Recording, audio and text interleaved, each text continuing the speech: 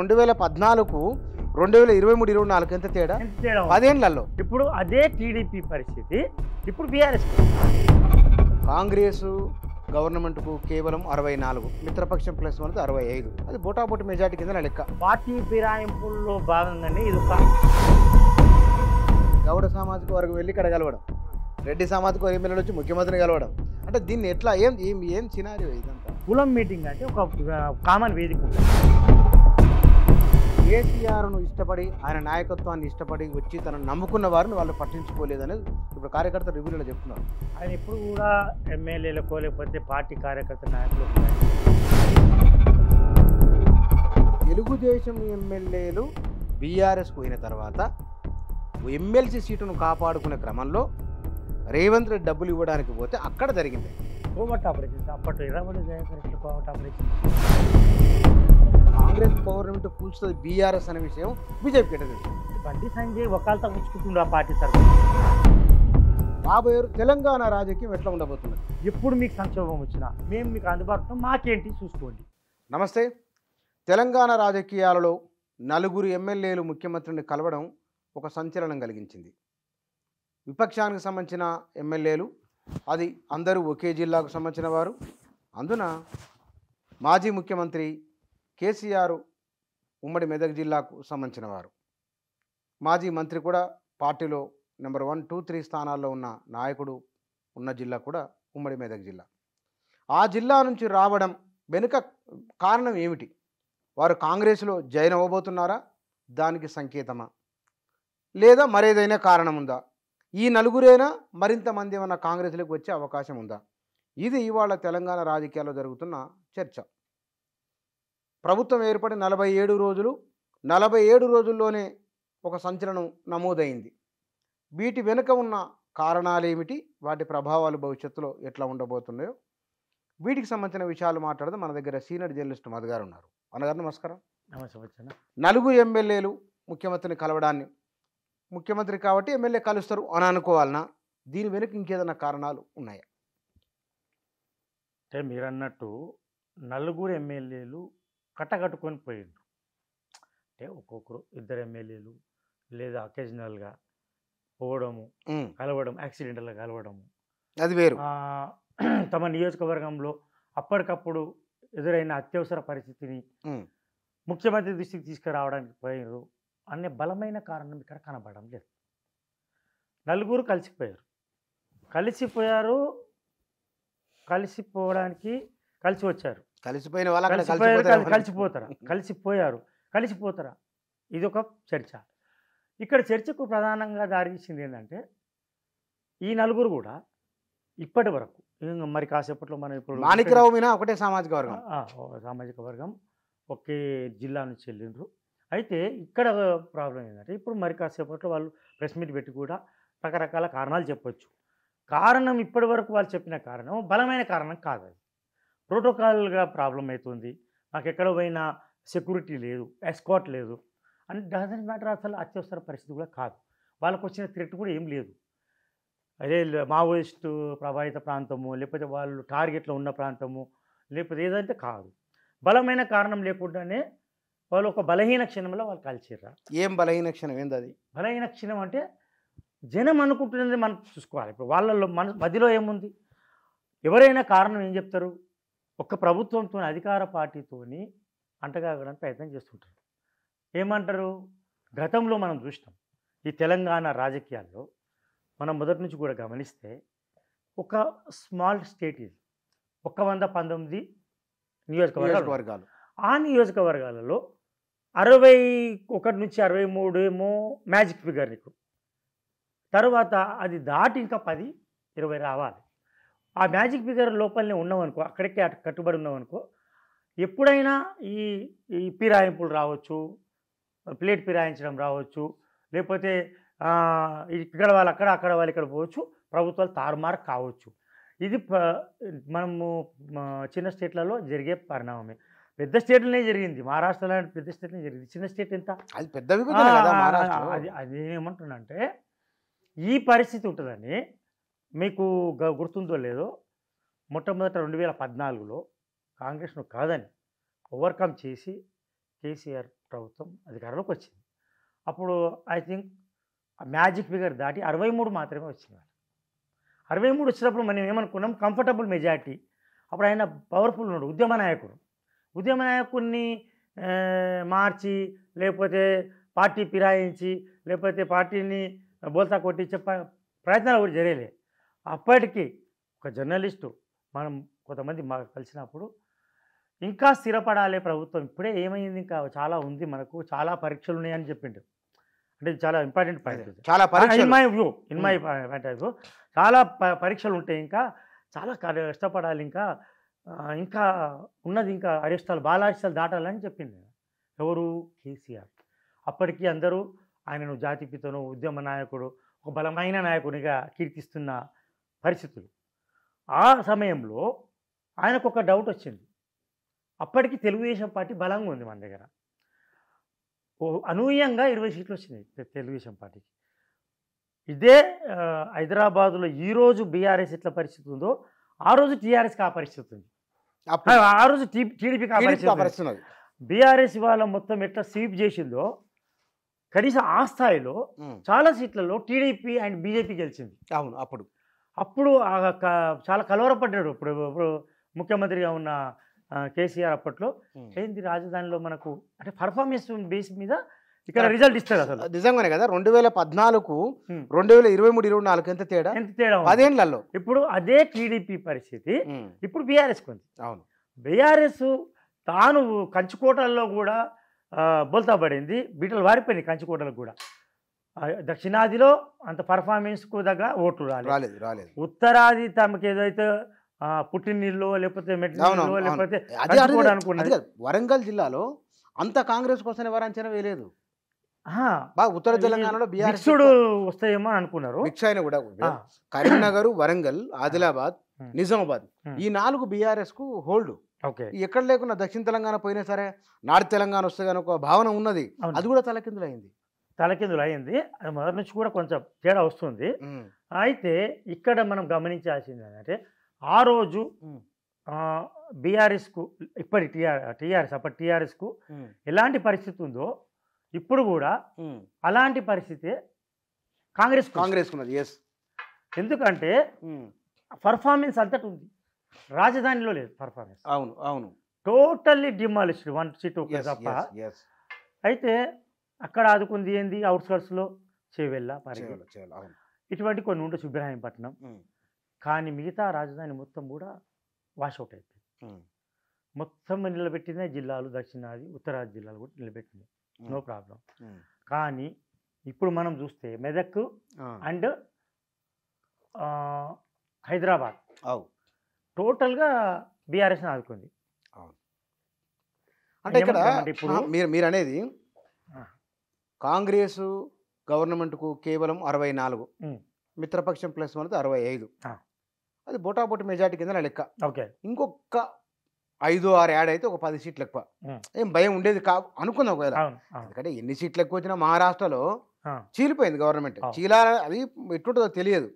మరి ఈ 4 రావడాన్ని జాయినింగ్కేనా లేదా అది కూడా ఒకటే సామాజిక వర్గం? ఉన్నట్టు మాట్లాడుకుందాం మనం, మాట్లాడుకుందాం. మాణిక్రావు మినాయిస్తే మిగిలిన 3 ఒకటే సామాజిక వర్గం. మైపాల్ రెడ్డి, సునీతారెడ్డి, కొత్త ప్రభాకర్ రెడ్డి.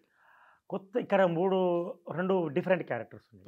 1-2 అంటే సునీతా లక్ష్మణ్ రెడ్డి అండ్ ఎవరు కొత్త ప్రభాకర్ రెడ్డి. సునీతా లక్ష్మణ్ రెడ్డి అండ్ మాణిక్ రెడ్డి మాణిక్రావు ఏమో ఆయన వేరు, ఇప్పుడు హరీష్ రావుతో టచ్లో ఉన్న వాళ్ళు.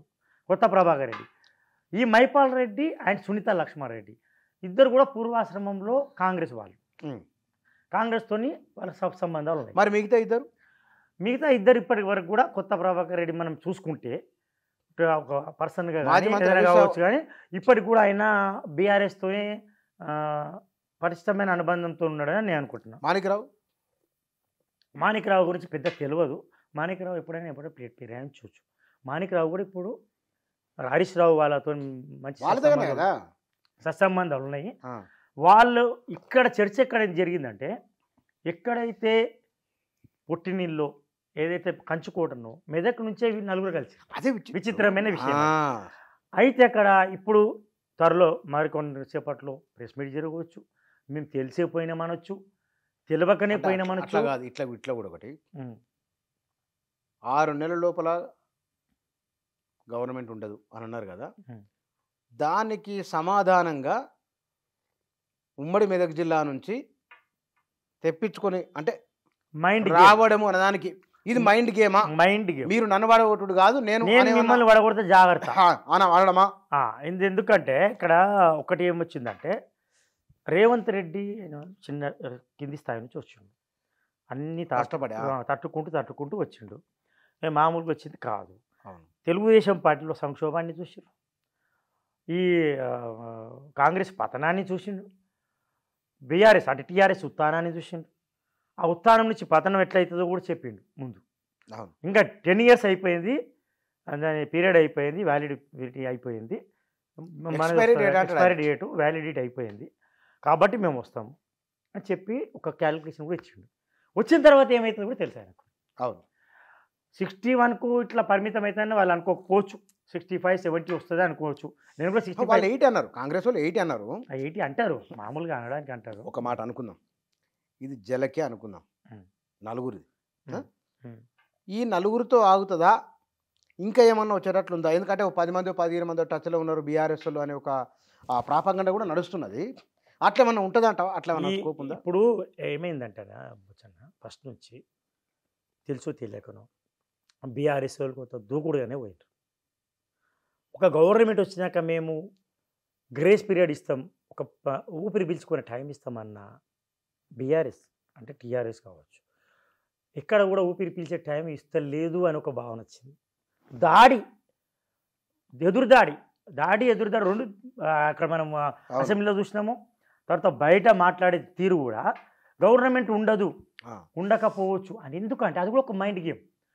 గవర్నమెంట్ పతనం అవుతుందో ఉండదు, స్థిరమైన ప్రభుత్వం కాదు అనే ఒక మైండ్ గేమ్ ద్వారా ఒక మెసేజ్ దంపితే ఇక్కడ తమ శిబిరంలో ఉన్న 39 మంది ఎమ్మెల్యేలు కావచ్చు, 38 మంది ఎమ్మెల్యేలు కావచ్చు, 37 మంది ఎమ్మెల్యేలు కావచ్చు, వాళ్ళు 39లో 3 తీసేస్తే, ఒక కుటుంబం నుంచి తీసేస్తే 36 నుంచి తీసేస్తే, ఆ 36 మందిలో ఒక భావన తేవడానికి ఈ గవర్నమెంట్ ఏం ఎక్కువ కాలం మనగలిగేది కాదు, ఉనికిలో ఉండేది కాదు, మళ్ళీ మేమే వస్తాం అని ఒక భ్రమను, ఒక విశ్వాసము భావన కలిగించే ప్రయత్నంలో జనాలలో అనే ఎప్పుడే అటాక్ మొదలుపెట్టిండి అనేది ఒక భావన వచ్చింది. ఆ భావనకు తొందరపాటు కదా, తనకు ఉండాల్సిందే. తొందరపాటు అంటే మళ్ళీ ఇప్పుడు ఇంకొక ఇప్పుడు ఇక్కడ డిస్టేబులైజ్ అయితే సపోజ్ మాకు వచ్చేస్తున్నారు, ఇప్పుడు వీళ్ళేం తక్కువ లేరు, కోమటిరెడ్డి కావచ్చు, ఇప్పుడు మన ఆయన 39 ముక్కలు అన్నాడు, కోమటిరెడ్డి వెంకరెడ్డి 39 ముక్కలు చేస్తాం, 39 ముక్కలు అంటున్నాడు. ఇప్పుడు మేము తలుచుకుంటే ఏమని చేయగలుగుతామని రేవంత్ రెడ్డి అన్నాడు. ఆయన తర్వాత మన బీసీ సంక్షేమ మంత్రి కూడా ఆయన కూడా అందరు కలిసి తిరుగుతున్నాడు మాట. అవును, బీసీ సంక్షేమ మంత్రి పొన్నం ప్రభాకర్ మీరు అడుగులు వేస్తున్న విషయం మీరు చూస్తే మన స్వామిగౌడ్ ఇంటికి వెళ్ళాడు. స్వామిగౌడ్ ఇంటికి అక్కడ కాంగ్రెస్ బీఆర్ఎస్ ఇద్దరు ముగ్గురు ఉన్నారు, అక్కడ ఉన్నారు కదా, మాజీ నాయిండా ప్రకాష్ గౌడ్ కలిసిండు. అవును, ఎమ్మెల్యే ప్రకాష్ గౌడ్ని కలిసిండు. ప్రకాష్ గౌడ్ ఏమంటాడు, రేవంత్ రెడ్డితో నాకు చిన్నప్పటి నుంచి అనుబంధం. అట్లా కాదు, వాళ్ళు ఇంకో మాట కూడా అన్నారు చెప్పనా, ఇదంతా ఏదో గౌడ కమ్యూనిటీకి సంబంధించిన ఒక మీటింగ్, ఏదో సన్మానం చేస్తున్నారు. రేపు ఎమ్మెల్యే ప్రకాష్ గౌడ్ ఆయన ఇంటి పక్కనే ఫంక్షన్ హాల్లో సన్మానం పెట్టిండు. అంటే దీని భలే విచిత్రంగా ఉంది ఇది. అంటే గౌడ సామాజిక వర్గం వెళ్ళి ఇక్కడ కలవడం, రెడ్డి సామాజిక ఎమ్మెల్యేలు వచ్చి ముఖ్యమంత్రిని కలవడం, అంటే దీన్ని ఎట్లా ఏం సినారియో ఇదంతా? అంటే ఒక మీరంటే మంచి పాయింట్ ఏంటంటే గౌడ సామాజిక వర్గము ఎందుకు కలుస్తారండి, మాజీ ఎమ్మెల్సీలు ప్రభాకర్ అట్లా కలవాల్సిన అవసరం ఏముంది? అయ్యో, ఇంటికి పోయి కలవాల్సిన అవసరం ఏముంది? ఇంటికి పోయి కలవాలి. కులం మీటింగ్, కులమే అనుకున్నాం. కులం మీటింగ్ అంటే ఒక కామన్ వేదిక ఉంటుంది. ఈయన మంత్రులను వచ్చి వాళ్ళు కలుస్తారు. వయసురీత్యా పెద్దోడేమో కదా, వయసురీత్యా పెద్దోడు. ఇప్పుడు ఇక్కడ ఏమవుతుందంటే మంత్రి ఎవరున్నారు పుట్టకాలు చాలా మంది అనుకుంటున్నాం, జనం అనుకుంటుంది, మనం అనుకోవాలి. మంత్రి దగ్గరికి వీలు పోవాలి, మంత్రి వీళ్ళ దగ్గర రావడం అంటే పార్టీ ఫిరాయింపుల్లో భాగంగానే ఇది ఒక ఒక పావులు కదుపుతుర్రు మెల్లగా అని కులం పేరు అని మీద అనుమానాల కులం పేరు మీద అనుమానాలు ఏముంది ఇంకా ఆరోపణలు ఆ ఆరోపణలు ఏముంది మనం ఇప్పుడు అబ్జర్వ్ చేస్తలేమా మనం ఎన్ని అబ్జర్వ్ చేసినాం తెలంగాణ ఆయుర్వేదం నుంచే ఇటువంటి ఎన్నో మన అడుగులు వేస్తున్నప్పుడే చెప్పొచ్చు మనం ఆ వాసన బట్టి చెప్పొచ్చు ఒకటి ఇక్కడ ఇంపార్టెంట్ పాయింట్ మీరు అనేది ఎమ్మెల్యే ప్రకాష్ గౌడ్ కలిసి ఎమ్మెల్యే ప్రకాష్ గౌడ్ కావాల్సిన అవసరం ఏముంది నేను మీటింగ్ అయితే స్వామి గౌడ్ ఇంటికి వచ్చి మేము అంతా గౌడ మీటింగ్ నడుస్తున్నాం దానికి ఒక ముఖ్య అతిథిగానే ఏమో పిలిచినప్పుడు రావాలి ఈయన స్వయంగా పోయి కలవడం ఏంది అంటే ఇక్కడ స్వామి గౌడ్ అటువైపు ప్రకాష్ గౌడ్ ఇప్పుడు స్వామి గౌడ్ను న్యూట్రల్ చేయడం ప్రకాష్ గౌడ్ను పార్టీ రండి అని చెప్పడం ప్రకాష్ గౌడ్ వర్గం ఏమంటుంది ఇప్పుడు రేవంత్ రెడ్డితో మాకు చాలా సంబంధాలు ఉన్నాయి రేవంత్ రెడ్డి మేము కలిసే పని చేసినాం అంటారు అంటారంటే ఎంత పచ్చి అవకాశవాదులు అంటే వీళ్ళకి తెలియాలి ఇప్పుడు కూడా వీళ్ళకి కూడా ఎప్పుడైతే ఎవరు తెలవాలి ఇప్పుడు కేసీఆర్ వాళ్ళకు కూడా తెలియాలి తెలుస్తుంది ఇప్పుడు పార్టీ కూడా అప్పుడు ఎట్లా అవకాశవాదాన్ని వీళ్ళు ఎట్లా అవకాశంగా వలుచుకోరు వీళ్ళు కూడా అవకాశవాదులే కదా ఎక్కడ అధికార పార్టీ అధికారం ఉంటే అక్కడ పోతారు అంటే ఇక్కడ ఒకటి ఉంది కేసీఆర్ను ఇష్టపడి ఆయన నాయకత్వాన్ని ఇష్టపడి వచ్చి తనను నమ్ముకున్న వారిని వాళ్ళు పట్టించుకోలేదనేది ఇప్పుడు కార్యకర్త రివ్యూలో చెప్తున్నారు అవకాశం కోసం వచ్చిన వారు అవసరార్థం వచ్చిన వారు వారికి పదవులు ఇచ్చిన విషయం వాళ్ళ రివ్యూలలో కూడా వస్తున్నది ఓకే బహుశా అది కూడా అంటే మీరు గుర్తు రావాలంటే ఇదేనా మీరు అనేది అందాకనే అంతే కదా ఇప్పుడు ఆయన ఎప్పుడు కూడా ఎమ్మెల్యేలకు లేకపోతే పార్టీ కార్యకర్త నాయకులకు వాల్యూ లేదు అడ్మినిస్ట్రేషన్ మీద దృష్టి పెట్టిండొచ్చు కానీ సెంట్రలైజ్డ్ పాలిటిక్స్ అంటే ఒక కుటుంబం ఓడిపోవడానికి కారణం అదే కదా mainly not an administrative government చాలామంది అంటే అనొచ్చు అడ్మినిస్ట్రేషన్ ఫెయిల్ ఉంటుంది అంటారు కానీ only centralisation of the politics కళ్ళల్లో పనులలో పడడం ఒక్కరేనంట కదా ఇది వీళ్ళు ఒక్కరే చక్రం తిప్పుతున్నట్టు కదా అని వచ్చింది సో దాంట్లో ఎమ్మెల్యేలు కూడా చాలా అధికారాలు ఇచ్చారు లాస్ట్ మినిట్లో ఆ అధికారాలు కూడా చాలా మిస్యూజ్ అయినాయి అది వేరు విషయం కానీ మంత్రులకు లేకుండే మంత్రులకు అంత స్వేచ్ఛ లేదు ఇప్పుడు ఈ మంత్రులను కానీ ఎవరు కానీ ఒకటి జూపల్లి ఒకవైపు పొంగులేటి ఒకవైపు వీళ్ళు కూడా తక్కువ లేరు పొన్నం ప్రభాకర్ స్టార్ట్ చేసిండు బీసీ నాయకులను పూలప్ చేయడానికి ఇవన్నీ కూడా రేపు గౌడ ఎమ్మెల్యేలే సన్మానం ఉంది అది ఎమ్మెల్యే ప్రకాష్ గౌడ్ ఇంటి పక్కనే దానికి పొన్నం ప్రభాకర్ ముఖ్య అతిథిగా వెళ్తాడు ఇవాళ రేపు ఉంది అది ఎగ్జాక్ట్ నాకు అది లేదు మరి వీళ్ళంతా ఒక వేదిక ఒక కలుసుకోవడానికి ఒక కారణం కావాలి ఆ కారణాన్ని ఎంచుకొని పోతున్నారు ఇప్పుడు నిన్న పోయిండు బలమైన కారణం లేదు ఎక్కడ బలమైన కారణం అభివృద్ధికి సంబంధించిన నిధుల విషయము కింది స్థాయిలో నియోజకవర్గాల్లో మీటింగ్లు అయినప్పుడు ప్రోటోకాల్ పాటించట్లేదు అరే ప్రోటోకాల్ పాటించకుంటే ఎట్లా ఎమ్మెల్యేలుగా ఉన్నాం 2 సార్లు 3 సార్లు అయినా ఎంపీలుగా ఉన్నాం మేము ఇవ్వట్లేదు ఆ రెస్పెక్ట్ లేదు అది చెప్పడానికి వచ్చినాము నిధులు తెచ్చుకోవడానికి మాట్లాడడానికి వచ్చినాము మన ఒక విషయం మనం మధ్యలో అయినాము 2014లో తంపింగ్ మెజార్టీ వచ్చిందని మనం అనుకున్నాం అవును కానీ దానికి సాటిస్ఫై పడలేదు ఎవరు సంతృప్తి చెందలేదు అప్పటి కేసీఆర్ ముఖ్యమంత్రి కేసీఆర్ అవును ఆయనకు తెలుసు ఇటువంటి జరుగుతాయని ఆయన ఎక్స్పెక్ట్ చేసిన తర్వాత ఏదో జరుగుతుంది అన్న తర్వాత ఓటుకు నోటు కేసు తెర మీదకి వచ్చింది విచిత్రంగా ఒక మామూలు ఉండొచ్చు అది ఏమైనా సందర్భం వచ్చింది కాబట్టి తెలుగుదేశం ఎమ్మెల్యేలు బీఆర్ఎస్కు పోయిన తర్వాత ఎమ్మెల్సీ సీటును కాపాడుకునే క్రమంలో రేవంత్ రెడ్డి డబ్బులు ఇవ్వడానికి పోతే అక్కడ జరిగింది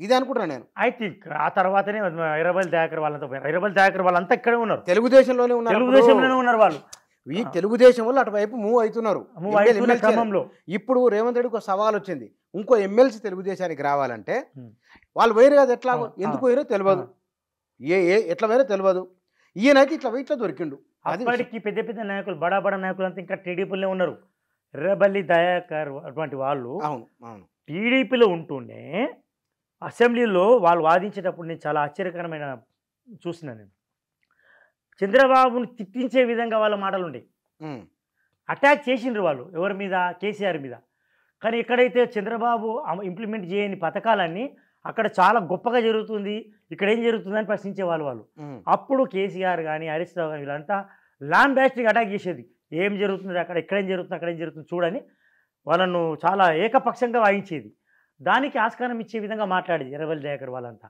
అది కూడా ఒక కోవర్ట్ ఆపరేషన్ ఒక భాగం అనుకుంటాను నేను యాజ్ ఎ జర్నలిస్ట్గా ఈరోజు కూడా రేవంత్ రెడ్డి చాలా వ్యూహాత్మకంగా అడుగులేస్తున్నాడు ఒకటేసారి రమ్మనడము లేకపోతే పొమ్మనడం ఏం లేదు ఎందుకంటే గతంలో కేసీఆర్కు ఉన్న పూర్తి ఆధిక్యత్యం అధికారం ఆధిపత్యం ఇక్కడ Yes. లేదు.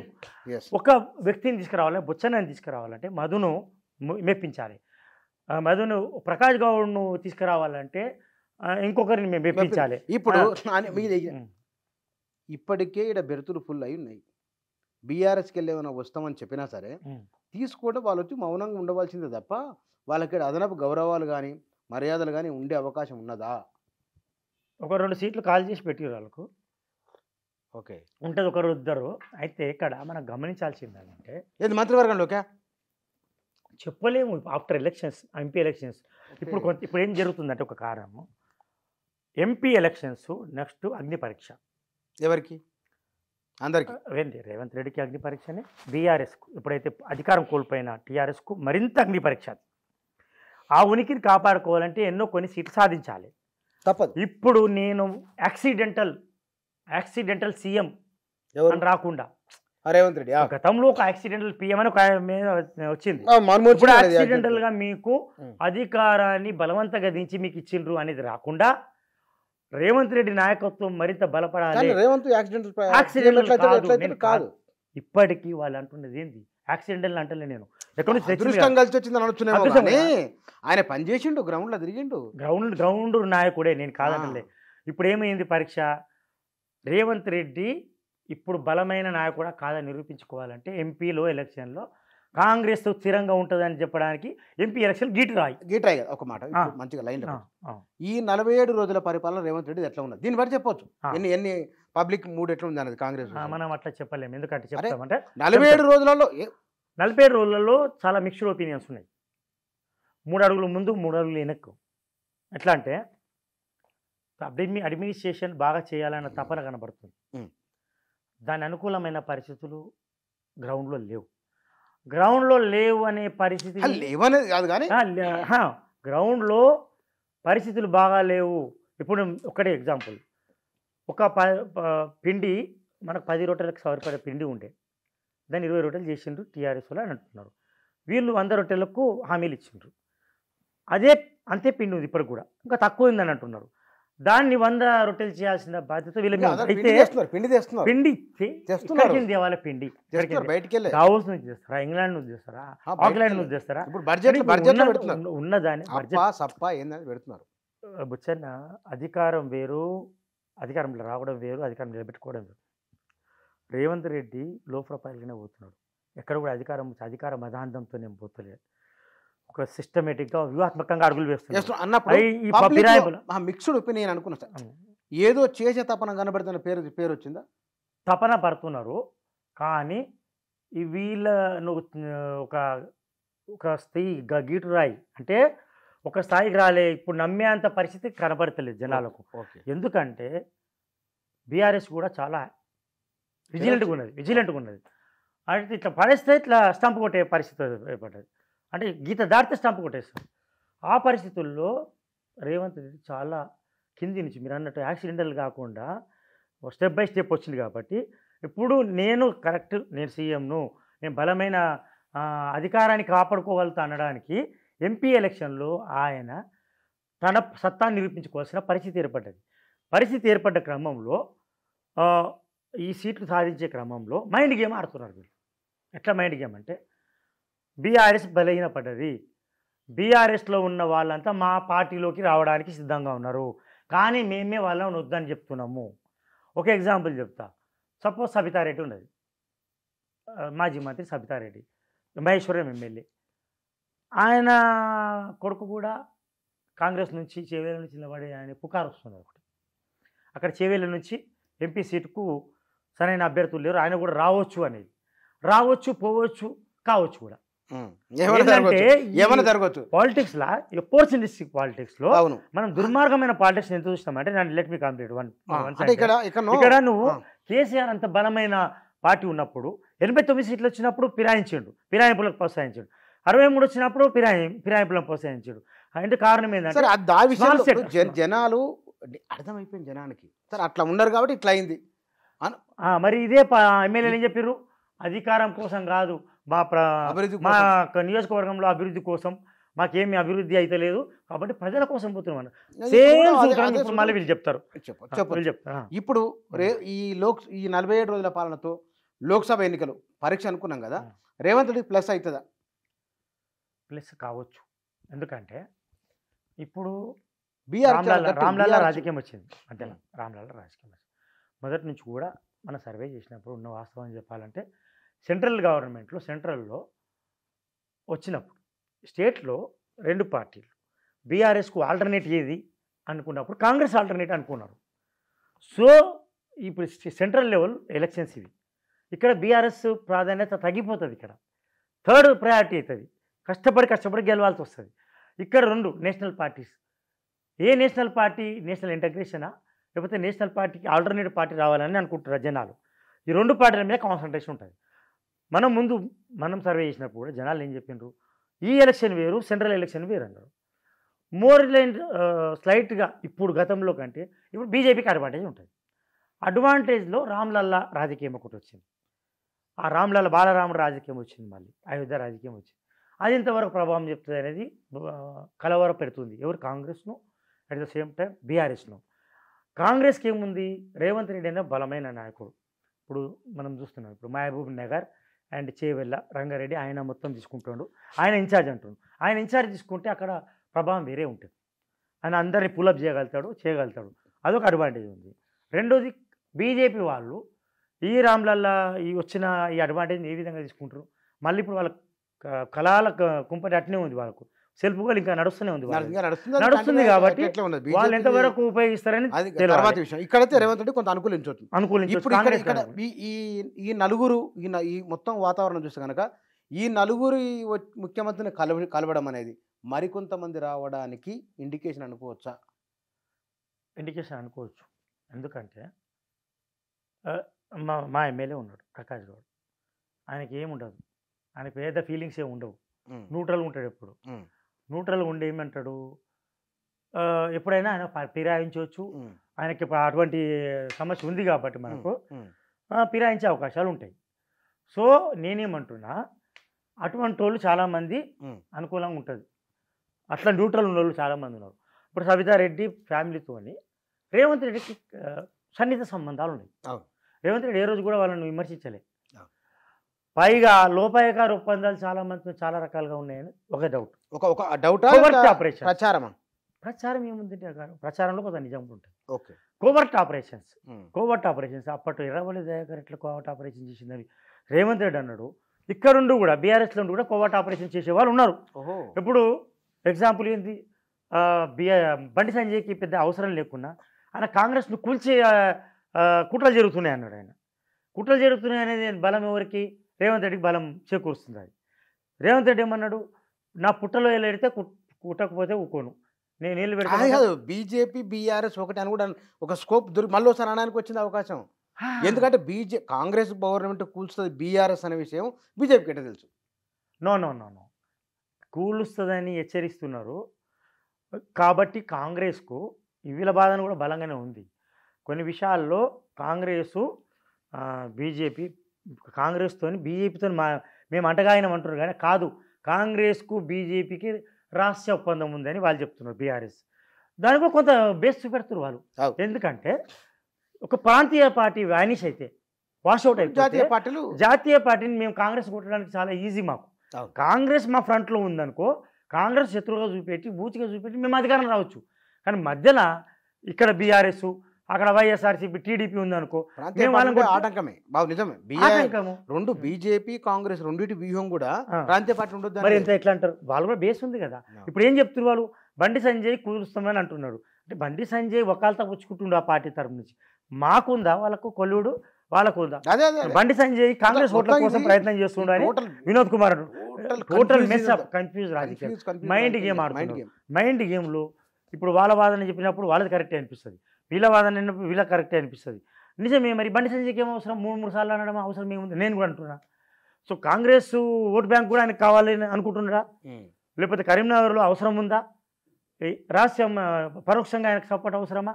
లేకపోతే ఈయన కూడా ఎవరు మన ఈటల రాజేందర్ స్టేట్మెంట్ కూడా అట్నే ఉన్నాయి కదా. అంటే బీఆర్ఎస్ను వీళ్ళు టార్గెట్ చేసిరా, కాంగ్రెస్ టార్గెట్ చేసిరా? మెషప్ పాలిటిక్స్ అంటే వీళ్ళకు లేదు. బీజేపీ వాళ్ళకు స్పష్టత లేదు. స్పష్టత ఉంటే చాలా సీట్లు వచ్చే అవకాశం ఉంది ఇక్కడ కూడా. ఇక్కడ కూడా ఉంది ప్రాబ్లం ఇప్పుడు. ఉన్నది, నిజమే నిజమే. అది కన్ఫ్యూజన్ ఉంది. రైట్. ఓవరాల్గా రాబోయే తెలంగాణ రాజకీయం ఎట్లా ఉండబోతున్నది? నేను కొంచెం దురదృష్టకరమైన పరిణామమే. ఎట్లా అంటే మనం స్థిరమైన ప్రభుత్వం, బలమైన ప్రతిపక్షమే అనుకుంటాం. ఒక జర్నలిస్ట్గా రెండు వైపులు బలంగానే ఉండాలి, స్థిరమైన ప్రశ్నించే ప్రభుత్వం వాళ్ళు ఉండాలి, ఉండాలి. బలమైన ప్రతిపక్షం ఉండాలి. కానీ ఇంతకుముందు బలహీన ప్రతిపక్షం పక్షమే లేదు, బలహీన పక్షం, అధికార పక్షం చాలా బలంగా ఉండే, ఇంకా ఏకపక్షంగా ఉండే. ఇప్పుడు ఏమైంది, ఉల్టా అయింది ఇప్పుడు. అయితే ఇక్కడ స్థిరమైన ప్రభుత్వం కావాలి, బలమైన ప్రతిపక్షం కావాలి. మనకు స్థిరంగా ఉంటుందా అస్థిరంగా ఉంటుందా అనేది బీఆర్ఎస్ ఏం చేస్తుంది, మేము అస్థిరపరిచే శక్తి మాకు ఉంది అంటుంది. అట్లా తప్పది, అది కూడా తప్పే.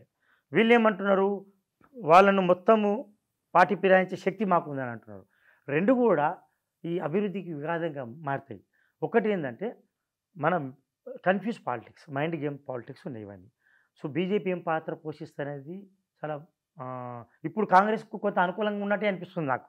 బీఆర్ఎస్ మాటలు చూస్తే పెద్దగా వాళ్ళకి వ్యతిరేకంగా ఏం మాట్లాడతలేరు.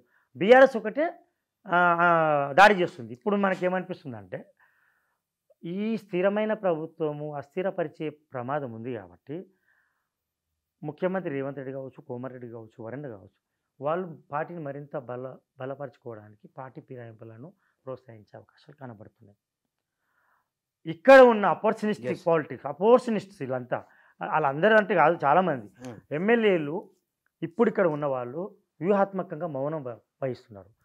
అక్కడ నుంచి ముఖ్యమంత్రి రేవంత్ రెడ్డి చాలా తెలివిగా పావులు కలుపుతున్నారు. నాకు తెలిసి ఇప్పుడు ఇంగ్లాండ్ వేదికగా ఒక స్టేట్మెంట్ ఇచ్చిండు. ఎందుకు, నా ప్రభుత్వము ఒక మౌనం వహించిండు, తర్వాత ఒక స్టేట్మెంట్, ఒక అల్టిమేటం జారీ చేసిండు.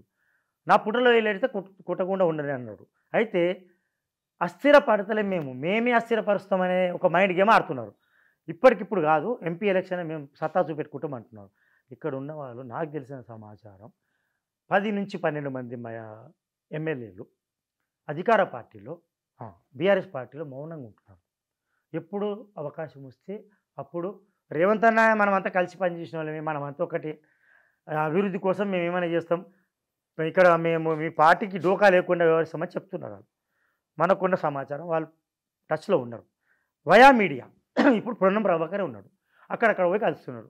లోపల ఏం మాట్లాడుకుంటూ ఎవరు తెలుసు, మేమంతా రేవంత్ కలిసి పనిచేస్తున్నామే కదన్నా, మాకు తమ్ముళ్ళు అంటోడే అన్నలు అంటోడే అంటారు. వాళ్ళ స్వార్థం చూసుకుంటారు తప్ప అక్కడ ప్రభుత్వాన్ని కూరగొట్టాలన్నా లేకపోతే వాళ్ళు గుర్తురా లేదా చూసుకుంటారు.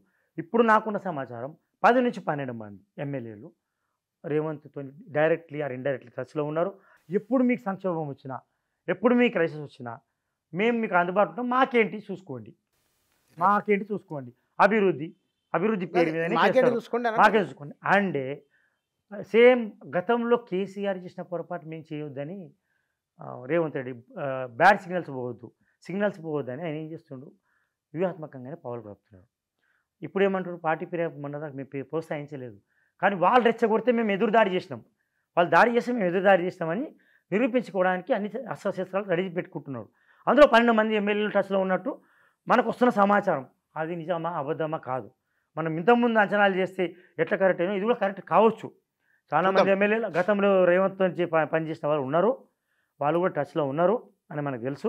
అయితే ఇప్పటికిప్పుడు కాంగ్రెస్ పార్టీకి డోకాలు లేదు. కానీ కాంగ్రెస్ పార్టీకి వచ్చిన సమస్య ఏంటంటే గతంలో కేసీఆర్ నిర్ణయం ఏకపక్షంగా తీసుకోలేరు, ఎవరైనా తీసుకోవాలంటే అందరిని ఒప్పించి మెప్పించి తీసుకోవాలి. మరోవైపు రాహుల్ గాంధీ ఉండి అక్కడ కొంచెం ఎథికల్ పాలిటిక్స్ మోరల్ పాలిటిక్స్ కొంచెం ఎంకరేజ్ చేసేవాడే, ఆయన కూడా తీసుకోవాల్సి వస్తుంది.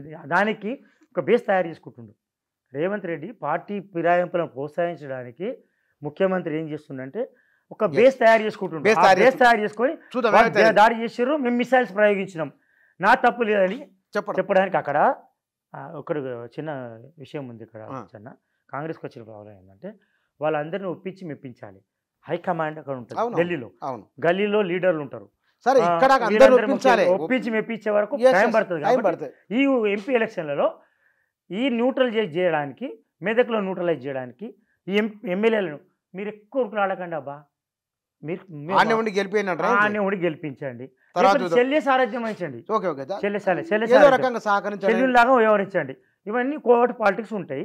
ఇందులో కాంగ్రెస్ కొంత అడ్వాంటేజ్ ఉండొచ్చు. చూడాలి మరిగా. ఈ థ్యాంక్ యూ వెరీ మచ్.